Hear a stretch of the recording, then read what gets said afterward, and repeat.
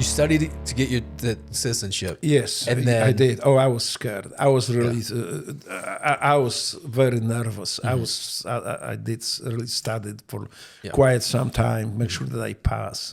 I mean, that was my. Yeah. I mean, I would be shamed. It would be shame for me not to pass the exam. That's something that I always wanted to be. I work for so hard. So, yeah. Did you feel good about like when you took it? You're like, I nailed it. You know? know? Yeah.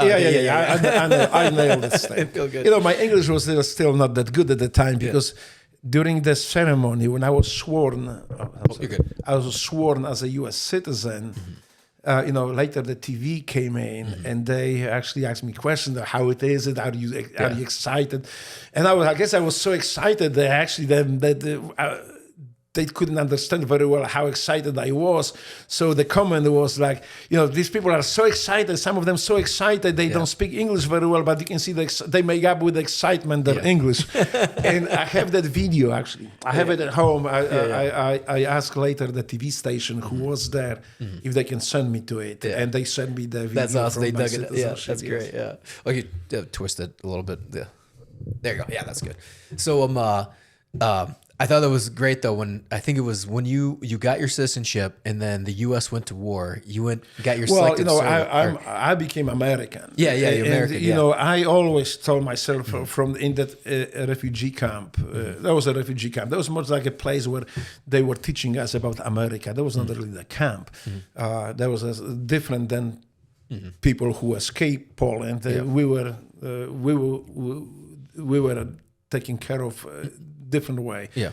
So this is what I told myself: I will be the best American citizen I can be, and that's my book about. Yeah. So and then I believed that it is my moral obligation to support my country in any way I can. And for me, the best way to do it was serve in the military because America was fighting war. There was the first Persian War that broke out. So I say, the best way, the most direct way I can serve America is pick the rifle on behalf of American people and fight for them. I thought it was funny. You started packing your bags, thinking they were gonna. So at that time, I didn't know anything about army. For me, I didn't know the difference between Navy, Army, Air Force, Marines. For me, it was just military. So I'm joining military. Where do I go? Wherever America needs me. I didn't have any plans. I just wanted to be part of it, part of the effort. And then my intention was after the war, I would just come back and resume my great life. I did have a great life at the time. And that's what, so I went up there, I went to the post office and here I go to war. Filled the card. It was the enlistment, what do you call this? The draft. The selective service. Selective service card. So I filled it up. I sent out. I went back to my apartment. I was living with other skydivers at the time as a roommate. I started packing my stuff, and it's like, what happened? Where are you going? I mean, you cannot just leave. We still have to pay the rent. I say, no, don't worry about it. But I'm going to war. I just sign up for the military. I sign up. Why would you want to go to war? You're going to get killed up there. I say, no. America is fighting war. I'm American. I will be fighting that war. And then I come back. I say, after war, I come back. And so they say, like, how did you enlist? When did you enlist? I said, well, I just went to post office, filled the card in, I sent it out. And I pack my stuff because they can call me anytime. It's like, they was just laughing. And they're going to pull my number. You can. That's not how you do it. And they pointed me at the recruiting office. That's where I started working. And Army was Army. I seen the Army, Navy. I don't know what the Navy is. I don't know what the Marines are. But Army is, that's it. This is the thing. So I went up there and they started doing the paperwork. We started filling up the documents, the interviews and all that stuff. And that was like, okay, we are almost done here. So it's pretty much good to go. So we're going to call you. And at that time, Navy SEALs, the Leapfrogs came to Memphis. They were doing some demonstrations. And I was actually skydiving with them because they came to skydive with us. And I knew that I get to know these guys. One of them was Tim O'Hara. That's he's I think firefighter, or he was firefighter on the West Coast later on after his career as a Navy SEAL. But I was listening to him a lot, and he actually said that, well, you need to change your enlistment thing. Why don't you go to the Navy and be like Navy SEALs? Like, I didn't know what the Navy SEALs were very well. I just knew these guys were skydiving. So I was like, that would be great service too. You know, I can skydive in the combat. Yeah. And so I went up there. It was awkward for me because I made friends with these Army recruiters, but I said, well, okay, I go to the Navy. So I asked for the documents. And they were not mean to me. They didn't like it, but they said, like, okay. So they give me paperwork. I took to the Navy and say, I just met Navy SEALs. I want to go to join the Navy. I was like, Navy SEALs? Whoa, those guys were just making downtown Memphis jumps. So, okay. Well, but you are too old to be a Navy SEAL. You are like 32 years old, going 33. So we can't guarantee you going to SEAL selection course to BUD/S. But I tell you what, you sign this paper here, you go to boot camp, they will make you SEAL. I say, okay, that's no problem. You know, my goal was not to be a SEAL at the time. I just want to serve America. Yeah. I want to pay back my, the everything that I have. I owe to America, my life. Remember, when I lost my home, America gave me one. When I was kicked out of the country, America gave me country. I'm American now, and by choice. Yeah. So so it didn't matter for me. I said, right, if you can make me a SEAL, I'll just serve whatever you guys need me. Yeah. And just happened I passed the selection course. And what's wild is that's the 90s. Did you have any knowledge of you could go and try out for BUD/S? Like, I have no idea. No idea. I mean that's I talked with just had he has a golf apparel company. I just talked with him, Bobby Holland. Yeah. He was also a SEAL in the 90s, and I was asking about it. And I like talking to SEALs from the 90s because you don't know what you're getting into. There's maybe a little bit of information, but right? It's a grueling 6 months. Like, prep time is important, but back then he said it too. I had no idea. Yeah. You're just like, I couldn't even swim very well. Yeah. You're just like hard nosing through the whole way. They told me about Navy SEALs. That was not my goal. That's not why I joined military. I joined military to serve American people, to pay my debt, to pay my freedom back. So for me, it doesn't really matter. But my understanding at the time was that because there are special forces, you're going to go like the prison time. They just lock you up on some isolated place and you will just train all day long. They just make you that special forces guy. Yeah. And it's going to be harsh, it's going to be dangerous, cold, miserable. But I said, well, you know what? I survived one prison, the communist prison. Yeah. I survived that one too. And this is at least here, they don't want to kill you, right? They just want to train you to be hard. Yeah. So that was what I thought about Navy SEAL training at the time. And at that time, I met my fellow teammate Jason Cabell. If you listen, Jason, as power, to you, brother. So we decided to go and kind of like try to find out about the SEAL training as much as we could, and we learned about it. We tried to prepare ourselves the best we could. So we actually went swimming. But then I realized I can't swim very well, so we just like helping each other, trying to. But when I look at Jason at the time, I say, well, if this guy is so sure that he's going to make it and he can't swim, I'm sure he's going to. I'm sure I'm going to make it too. And he did make it. I mean, he didn't do it. He swims so bad, and sometimes I felt sorry for him because I learned how to swim a little bit this doggy style. Yeah. That guy couldn't even swim the doggy style. He was barely holding on the surface. Yeah. And we were in the A school at the time. Yeah. He got his orders. I still had to wait for my orders because I was so old. I had to make for the wait for a waiver, age waiver for me. And so he went before me. I followed him later on. Yeah. And we both made it. We actually made it many times later on while in the SEAL teams. Yeah. And we actually fought together in Iraq, in Baghdad, when he came with his platoon. Oh, that's awesome. I was there. So, he's like my brother. Yes. Yeah, that's great. Great SEAL, great operator, and great friend. Yeah.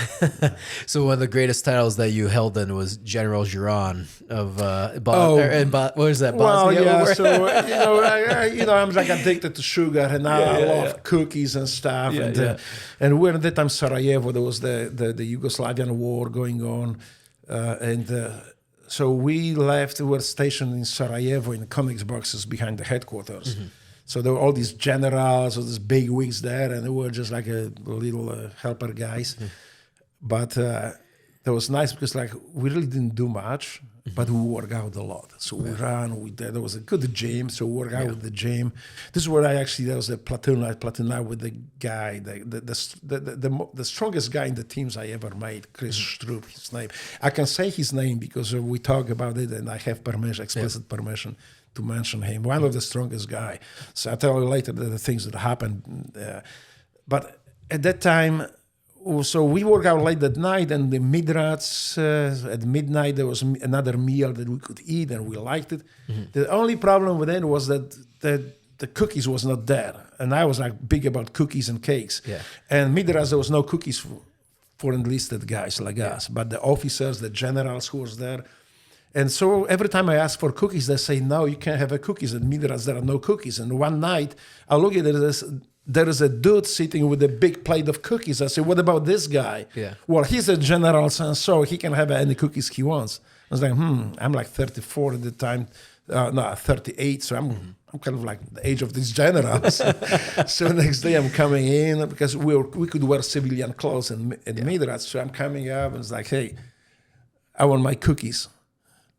No cookies. The cookies are not for midrats. I say, well, tell the chef that General Dzieran is here, and I want my cookies. I want my cookies at that table. I just point some random table. I said, General, yes. 1 second. I didn't make to the table yet, and this has a big plate of cookies waiting for me. So I was like, with the guys coming in, and said, "What the hell happened? How did you get those cookies here?" Because there's the guys who knew were with me, they knew it. They were laughing, but other guys came in and say, "What the fuck? How did you guys get those cookies?" It's like, General Dzieran. Call him. So guys, just call me General here, and then I'll tell you the rest of the story. So we were picking out those cookies every day. Every night, actually. After workout, we go to midrats and we ate cookies for General Dzieran. I became General Dzieran. But I have to time this thing, because if there were real generals waiting in the line, we want to be caught. I don't want to be caught up there. So I just okay, nobody's there at the check-in place. So I just dash very quick. General Dzieran. Welcome, General Dzieran. They were actually greeting me, General Dzieran. That's why I didn't want some of those real generals, officers come and say, this fucking guy, he's just an enlisted guy. Why did they call him General? Right. I just made myself General. So throughout your career then, I mean, I know you did multiple deployments. Yes. You want to get into your Iraq ones, specifically with the Polish Grom. I mean, that's an incredible story in itself. Yeah, I was deployed to South America at the time with my SEAL platoon. Mm-hmm. And in the middle of deployment, pretty much, somewhere around the middle of deployment, the call came in, hey, we have a Polish Special Forces working in Baghdad, and since you are a fluent Polish speaker, we just want you up there and help coordinate our missions, get the stuff working better and smoother. So I was told to pack my shit and just go to Baghdad. So I did. So 3 months deployment, packed my stuff and just left. Mm-hmm.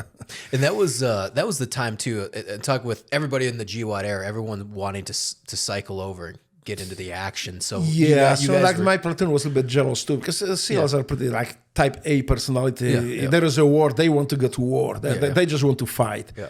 So when they find out that I'm going and they don't, they was like, what the fuck?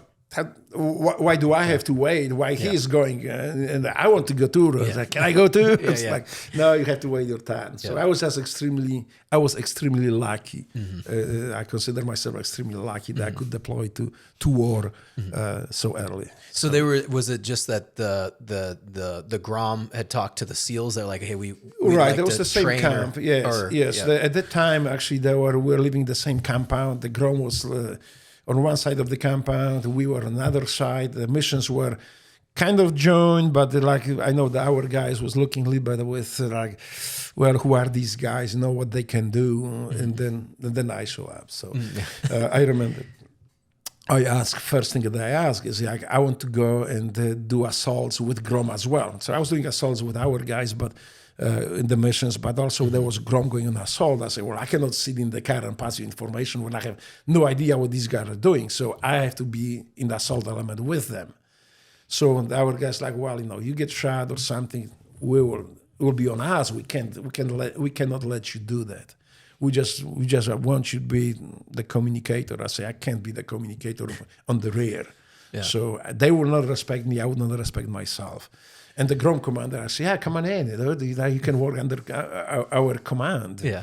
So basically, I was working operationally during the mission when Grom was doing assault. I was working under Grom commander. Mm-hmm. So and it was pretty cool. I mean, I was double dipping on the missions. That's why I had so many of those direct action missions and the breaching stuff too. Yeah. So that was a fantastic time for me. What years was that? Was that like 03? 2003? Well, I was 2003, 2004, 2005. I was going back to back. Yeah, I remember hearing, in the book, but I'll give a little more context to my listeners.